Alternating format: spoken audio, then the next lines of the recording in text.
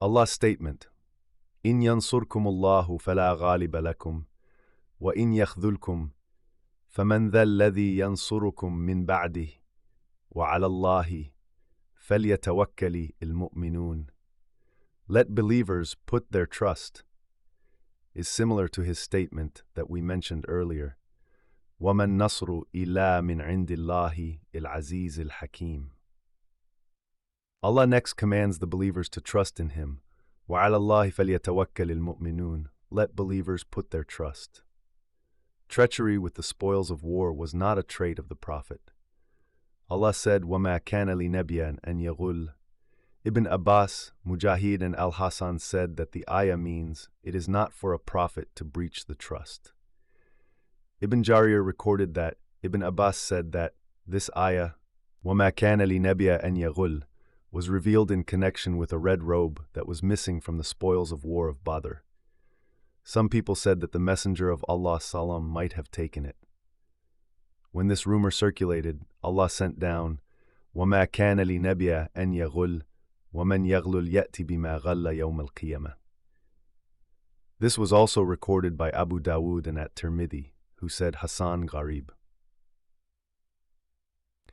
This ayah exonerates the Messenger of Allah of all types of deceit and treachery, be it returning what was entrusted with him, dividing the spoils of war, etc. Allah then said, وَمَنْ يَغْلُلْ يَأْتِ بِمَا غَلَّ يَوْمَ الْقِيَامَةِ ثُمَّ تُوَفَّى كُلُّ نَفْسٍ مَا كَسَبَتْ وَهُمْ لَا يُظْلَمُونَ. This ayah contains a stern warning and threat against gulul, stealing from the booty, and there are also hadiths that prohibit such practice. Imam Ahmad recorded that Abu Malik al-Ashja'i said that the Prophet said, أعظم الغلول عند الله ذراع من الأرض تجدون الرجلين جارين في الأرض أو في الدار فيقطع أحدهما من حظ صاحبه ذراعا فإذا اقتطعه طوقه من 7 أراضين إلى يوم القيامة.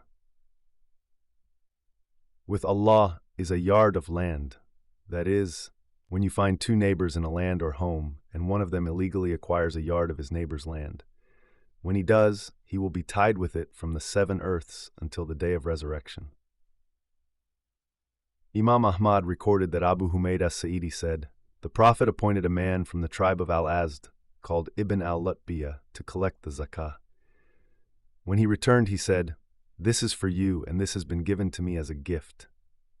The Prophet stood on the minbar and said, ما بال العامل نبعثه فيجي فيقول هذا لكم وهذا أهدي لي أفلا جلس في بيت أبيه وأمه فينظر أيهدى إليه أم لا والذي نفس محمد بيده لا يأتي أحد منكم منها بشيء إلا جاء به يوم القيامة على رقبته إن كان بعير الهرغاء أو بقرة لها خوار أو شاة تيعر ثم ارفع يديه حتى رأينا عفر إبطيه ثم قال اللهم هل بلغت 3. He will carry it on his neck on the day of resurrection. If it be a camel, it will be grunting. If a cow, it will be mooing. And if a sheep, it will be bleating.